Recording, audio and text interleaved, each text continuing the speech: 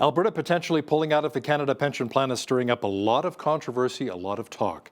Prime Minister Justin Trudeau and Conservative leader Pierre Poilievre have both spoken out against Alberta launching their own pension plan. Trudeau says his cabinet would fight to protect the CPP, and Poilievre says while he understands Albertans' frustrations with Ottawa, they should stay with the Canada Pension Plan. Now, to chat about this in more detail is our legislative reporter and the Alberta correspondent with the National Post, Tyler Dawson, who joins us from Edmonton. Tyler, you say the pushback Premier Smith is receiving on Alberta potentially leaving the CPP is both good and bad? I think so. I think there's the one way you could look at it is if Danielle Smith can make this sort of a Trudeau's trampling on our rights sort of situation, that could help her in terms of building up some popular support for this. On the other hand, both Poilievre and Trudeau getting involved in this, that's really going to raise the awareness of it for people, right across the country. And of course, this isn't one of those things that just affects Albertans. If Alberta leaves the Canada Pension Plan, that's going to have impacts on people in Ontario and in Nova Scotia and New Brunswick and all that. So a little bit of a double-sided sword here. I think Poilievre's statement is probably the more interesting of the two. It was always Trudeau was always going to oppose this, I think, and there's maybe a little bit of an open question how Poilievre was going to respond. Now, I do think that he didn't have much choice. If you want to be prime minister, I mean, it's probably just the brutal reality that you have to support the Canada Pension Plan. And frankly, he's not going to win or lose the next election based on how Alberta votes. So he doesn't really need to be all that pro-Alberta pension plan because he needs the votes in Ontario and in the Maritimes and things like that. So the real political calculus for the Conservatives, I think, is that maybe they even like this idea, but they need their votes somewhere else. And Trudeau, of course, as prime minister, his statement's quite interesting because it raises the question of, well, what are they going to do? Are they going to change the legislation, for example, to modify the withdrawal formula or strategy? Are they going to go to the courts in some fashion? Is this just going to be a bully pulpit thing where they say they're going to stick up for the CPP in hopes that builds up some of their support in some of these areas where Poilievre's really pulling ahead of them? So lots of interesting things happening politically there. Do any of those things change what's happening in Alberta? I think the answer is probably no. The consultation that the government's doing is ongoing. The consultation that the New Democrats are doing is ongoing. People are talking about it on TV. People are writing about it in the newspapers. The debate is very much ongoing. So very, very interesting. But, here at home, I think it sort of continues as before.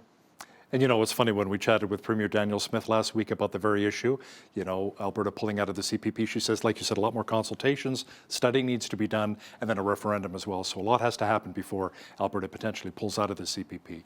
Tyler, the legislature is back next week. What can we really look forward to seeing in terms of legislative priorities? Will the pension plan be on top of mind for many? Well, I think probably it will be. There hasn't been a lot of chatter about what's coming up, which is sort of odd. The government, Danielle Smith won an election not all that long ago. She obviously has legislative priorities. You'd maybe we will see in the next couple of days sort of a pre-return press conference where they really talk up their priorities. But we haven't seen a lot of that yet. One of the things to keep an eye on is, as you say, the pension plan, whether or not there's sort of legislation that's going to set out when the referendum might happen, because the timeline on that is going to be sort of interesting. Do they wait for the next mayoral election to have it on the ballot then? I think that's what they did with the equalization referendum. Or do they, pick a different date and go with that? The panel that's headed by Jim Dinning, the former treasurer, it's, I believe, reporting in about a year on its findings from its consultation. So probably we'll get a sense of that timeline, but it could be pushed down quite a ways. The other thing that I'm really curious about is whether or not the Compassionate Intervention Act comes up. That's the sort of forcible treatment for people who are addicted to drugs. I don't get the sense that's actually coming in the fall sitting, but it may. But there's obviously a lot of sort of legal and political issues to sort of sort out in the writing of a piece of legislation like that. But other than that, where do we go? The other thing that's probably going to come, or at least get talked about, is a Sovereignty Act motion on the net zero electricity regulations. But again, are we going to see that in the next few months? Are we going to see that in the winter? What negotiations and discussions are going on behind closed doors between the feds and the Alberta government? a bit hard to say. So it's an open question right now, I think, what the legislative priorities are going to look like starting next week. Healthcare has also been on a lot of people's minds, especially with the return of mask requirements in many medical facilities and the first tentative step towards decentralizing again. Let's chit-chat a bit about that. Yeah, so this is, I was out with some friends on the weekend and they said, decentralizing AHS, is that the first time they've ever done this? That sounds weird. And I said, well, no, they've, tried this and gone back, and they must have done it at least once, maybe twice in the last 15 or 20 years. So maybe going down that road again. I think the question is going to be, how much does this get decentralized, or just, what sort of larger powers of decision making maybe get delegated to these more regional health boards. But the big thing that's come out thus far is not necessarily a decentralization thing, although that's certainly priority, but it's actually trying to find ways for frontline doctors and nurse practitioners to see more patients. The government last week, I think it was, put up quite a bit of money towards administrative support for frontline physicians. So, if you run a doctor's office, you're seeing patients, you spend a good chunk of your day sitting and doing paperwork, filling out forms and updating the patient files and things like that. And so part of what they want to do is get in some of these support staff for doctors that's going to, free them up a bit to see some more patients. And part and parcel of that is going to be changing some of the billing codes so that nurse practitioners could open their own clinics, because nurse practitioners can already do a good amount of the work that a family physician does. But the billing codes apparently just don't exist for them to do some of these things. So there's going to be some, I would say, tweaks, or maybe the fair way to put it, at the frontline level that ought to increase some of the access that Albertans have to sort of frontline family general practitioner sort of medicine. But certainly this is very much an open file at the moment. There's a lot of talk about this. The reports that came back on some of the modernizing of AHS. So I do think we're going to see quite a bit of changes, or proposed changes, coming. And of course, that's going to be a big political hot potato, because the NDP loves the healthcare fight. They love to be able to say, look, they're going to privatize your healthcare. This is going to weaken the Medicare system and all that. So I think it's going to be interesting to see from sort of a practical standpoint what comes up, but also the politics of it I would expect to be fairly fiery, shall we say. Yeah, definitely. The UCP's annual general meeting is coming up November 4th and 5th, Tyler. It appears as though there will be a large number of resolutions that will be debated. That should include what? Medical rights, transgender issues, school vouchers, and ending diversity and inclusion training? Yeah, it's a real mix this time. There's some of what I would call pretty standard Alberta Conservative resolutions. As you mentioned, school vouchers are one of them. They're going to be updating a motion that they had last year, I believe, on economic corridors between Alberta and I think the Yukon and Alaska, and maybe out to Manitoba. So there's some of those bread and butter issues that are going to be there, but there's also a lot of stuff dealing with sort of contentious social issues. You mentioned the diversity and inclusion training. They want to defund diversity and inclusion training in universities. And if universities choose to keep those offices, they would lose provincial funding. So that'll be up for debate. There's going to be a debate on a policy that would be similar to what Saskatchewan did in terms of whether or not children can use different pronouns or names in schools without parental consent. So that's certainly going to get a lot of attention. You mentioned medical rights. There's going to be some stuff on basically trying to give doctors more permissions to use off-label medication, and also part of that resolution is to have more freedom in giving out vaccine exemptions, for example, if we end up in a position where there's vaccine passports again. So, all of those things I think are going to be quite contentious. There's certainly going to be a lot of people who feel quite strongly that these are good policies that should be put in place. And there's going to be the other side, of course, that while they may also be in favor of them, or are going to be concerned about the political impact that's going to have on the party. Quite often when these sort of social issue resolutions come up at the convention, you'll have guys come up and say, look, I might even like this idea, but if we adopt this policy proposal, if this becomes part of our platform, that really opens us up to some pretty serious attacks from the New Democrats on these issues. So I would expect those to be quite intense debates. Doubly so because it's going to be a massive convention, the biggest, I think, in Alberta history. They've had to move the venue because so many people have registered for it. It's going to be big. It's going to be intense. So I think everyone who cares about Alberta politics is going to be watching that pretty closely. Yeah, go big or go home.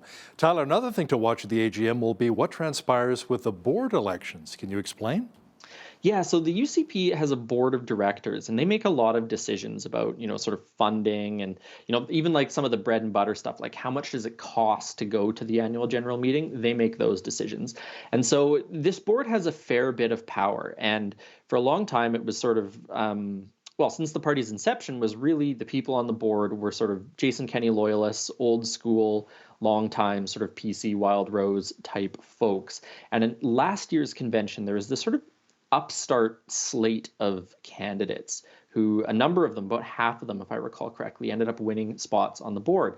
And so this year, you have this organization called Take Back Alberta, which is, it's on the right side of the UCP, fairly conservative. They claim a lot of responsibility for what happened in the last couple of years. They claim responsibility for ousting Jason Kenney. They claim responsibility for getting Danielle Smith elected as party leader. And it's certainly debatable what amount of power they have, but there's no doubt that they are a pretty, thorough grassroots organizing group, and that a lot of the people who are going to be at the convention are going to be there because they're affiliated with Take Back Alberta. And they want to control the board. They want to win the rest of the seats on the board and have all this say. And in some of their organizing meetings in the past, they've talked about how they view the board as the premier's boss, essentially.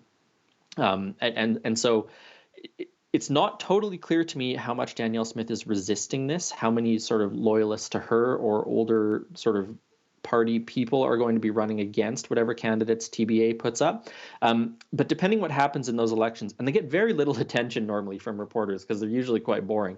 But if they manage to take over more of the seats of the board, that could have some effects on the way the party runs, whether or not Danielle Smith's going to be pressured by the board on various issues and things like that. So it is actually going to matter this time in a way that it maybe has not mattered as much in the past. Tyler, some people are really concerned that artificial intelligence is taking away jobs.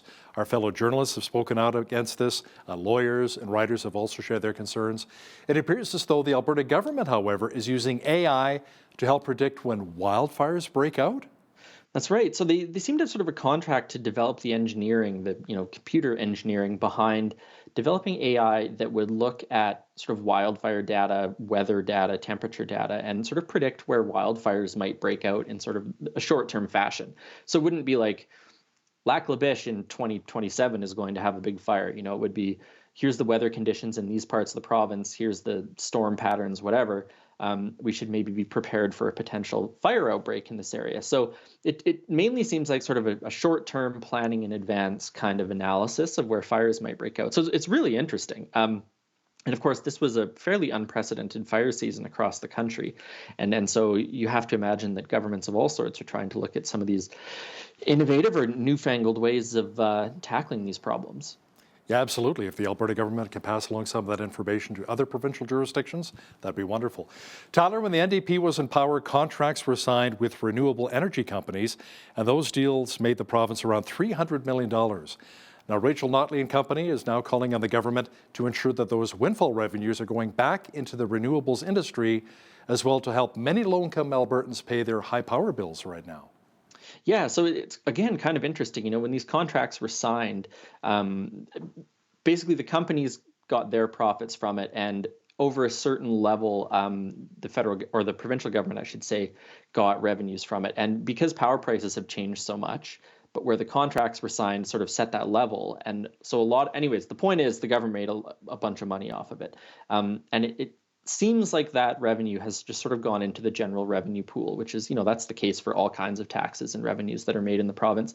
But Notley and the NDP are saying, look, this came from the renewable sector. This money should maybe go back into reinvesting in it, or we can take some of these unexpected, frankly, profits and use them as rebates on power bills, which of course we did see from the UCP a little bit earlier this year, and which could maybe make a return in terms of some of the affordability stuff they're working on. So, bit of a niche issue in some ways, but quite interesting, especially in the context of the renewables moratorium that's still ongoing, and the high power prices stuff, which I'm sure we're going to notice even more as temperatures start to drop here.